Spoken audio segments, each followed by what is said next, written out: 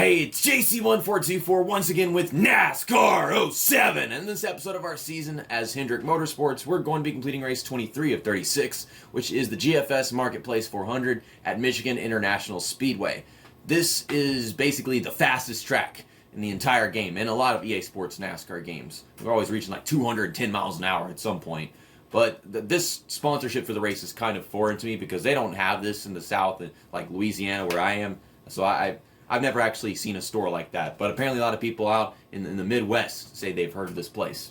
In the last episode, we raced at Watkins Glen where we got Brian Vickers his 5th win of the season, and also with 5 wins right now would be Jeff Gordon. But Terry Labonte, the driver of the 5 car, him and his 5 car only has 4 wins right now, so I think we should try to win this race with Terry Labonte, who is in 7th place. You see right there, it says that is Terry Labonte in 7th place. The other guy died in the last race we did at Michigan, so hopefully no one on our team dies in this race. That would be great. Let's just not switch to someone that's all the way across the track, because I think the game just doesn't like that. I think that's the main problem is, you try to switch to a driver, and they're on a completely different part of the track. Those are the stats. Stats. What if? Here's your stats. Look at me, wearing my Red Sun Rising shirt. I love Red Sun Rising. They've got a couple of amazing albums. I mean, there's some other stuff before they got a record label, but still, I love Red Sun Rising. Their album Thread from 2018, that album has affected my life in so many amazing ways. And then the band broke up to start 2020, and that was the beginning of all the depression that this year has been. You cannot imagine just how fucking bad that was compared to everything else. There's this fancy driver driving the damn Dodge Viper Team Oracle looking thing from Gran Turismo in the outside wall. And that's a Ford, so that's just discombobulating for me because I play Gran Turismo and the Dodge Viper looks like that. But that's a Ford. Anyways, just gonna pass a bunch of guys. Jimmy Johnson. I saw it into turn 3 and that damn thing did not want to turn. It also doesn't like turning here, so I'm just going to drive up into the fancy driver. Oh, God! Well, I hit Scott Riggs, and Jay Gilly got loose, and that brought out the caution. See, I don't hit the brakes. I try to pull out from behind him. I saw it happening, but it took me a whole second to actually steer out of the way, and I don't know why. I guess it's because I was coming off the corner, and I didn't want to fuck it up, so I waited until after the corner was over to pull out from behind that wreck. So we got some severe front-end damage, but it's way too early pit, like we were only on lap 2. This is just going to slow Jimmy Johnson down. Ryan Newman is leading. Kurt Busch is in 3rd, but there's Jeff Gordon. Well, as far as I'm concerned, Brian Vickers and Terry Labonte are both up here because I haven't seen them yet. That's good. Look at Kevin Harvick behind me in 24th place. He should be doing a little bit better than this. This restart is going to suck. It's going to take me a while to get up to speed because of all the damage. I was just saying, you come off a freaking corner at this track, turn 2, and the damn car just goes way up to the top immediately. Of course, I guess they let off the gas off the corner, but see, that wouldn't actually help me. But me being on the gas like that allowed me to catch back up off the turn. So let's slow it down for 3. On the apron a little bit. But we're making up ground. Always has to tighten up. We're going to lose ground in the leader because I'm not going to go passing every single one of these cars. I've got work to do. But I see Vickers now. And I know where Jeff Gordon is. Where's Terry Labonte? He's got to be up here somewhere. On the top half of the field.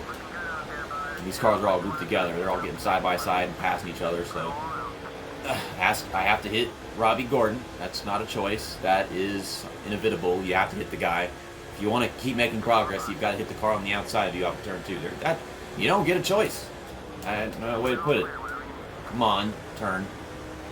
We're in 15th. That's good enough. Let's get with Vickers.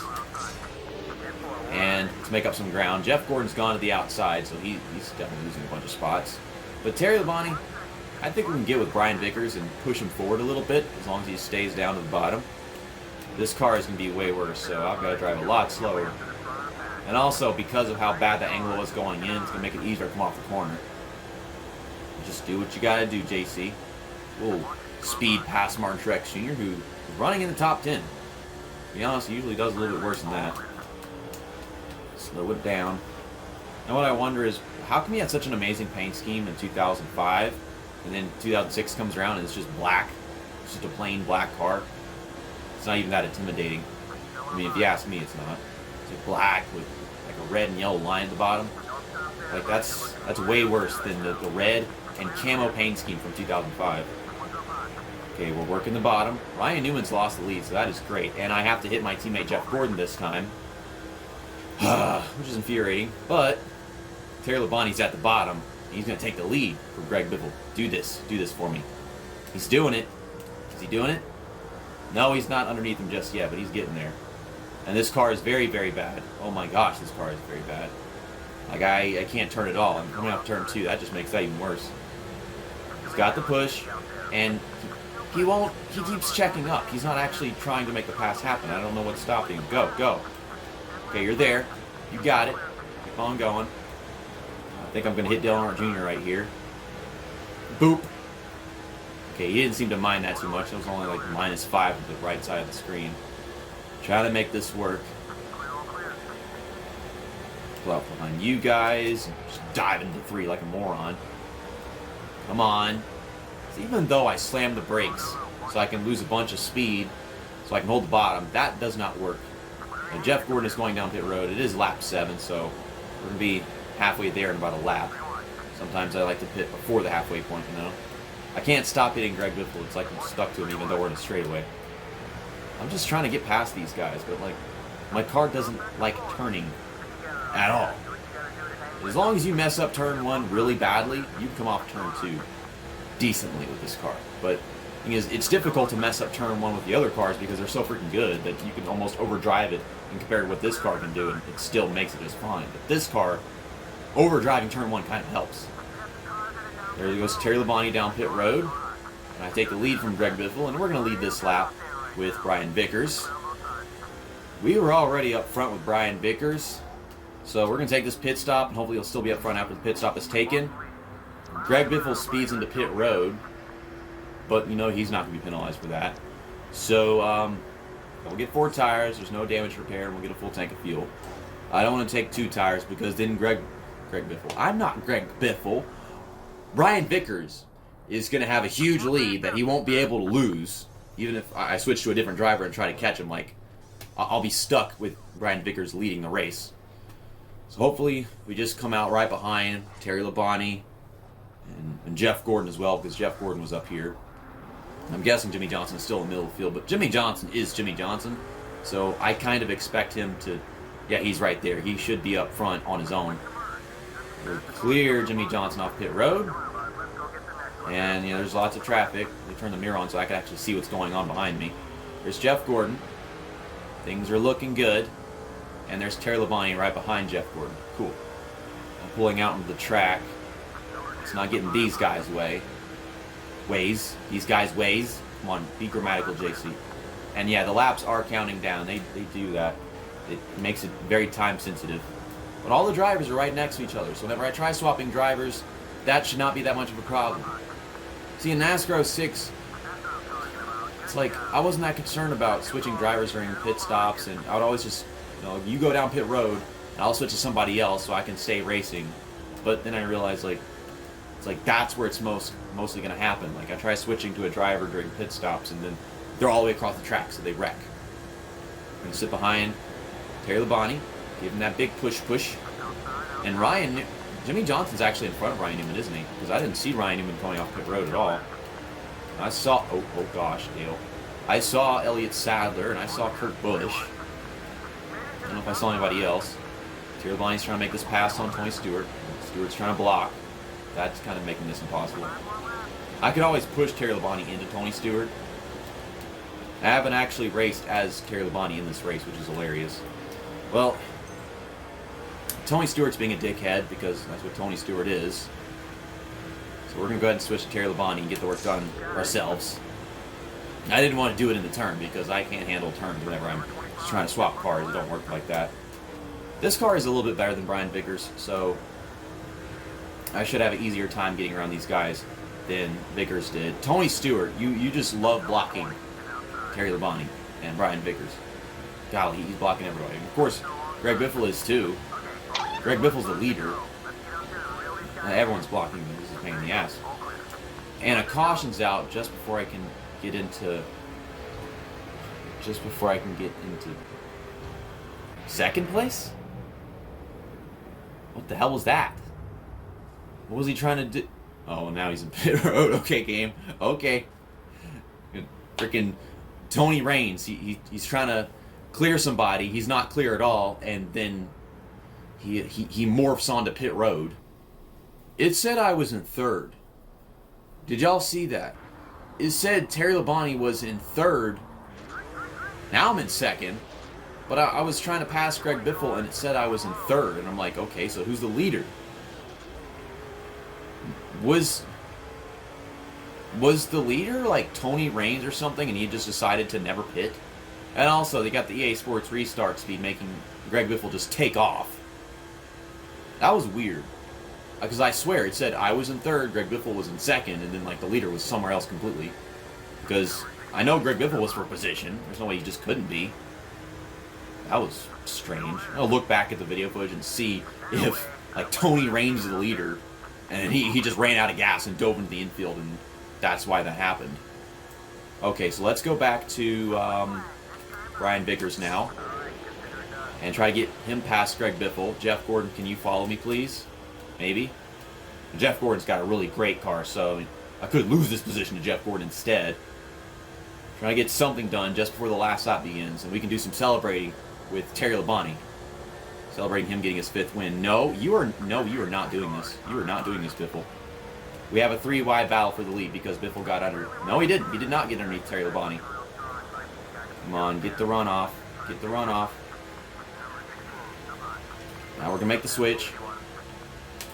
No, I want to switch, and then it's like I pressed the button twice or something. No. No. Defense. I am defending this position. You are not. Oh, my God. Oh, he's trying to dump me. Holy shit.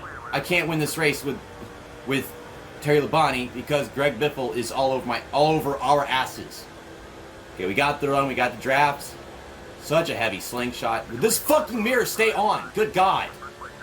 It's like, it doesn't stay on whenever you want it to. It doesn't stay off when you want it to. I'm trying to hold back Greg Biffle so that we can get 1 and 2. Okay, can I pull you? Can I pull you? Or can I just brake check Greg Biffle?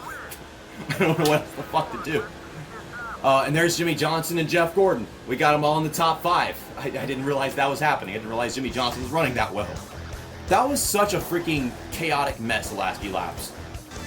I like how you can see the tire marks from whatever Tony Raines was just doing. That's hilarious. But how suiting is it that Terry Labonte wins here at Michigan in memory of Kyle Busch, who we lost in the last Michigan race. This is so enchanting. And this is for the fans. This is for Kyle Busch. Rest in peace. He was going to be a soon NASCAR legend in just like 10 years. And now, unfortunately, this has happened. Park the car right here. Have a moment of silence.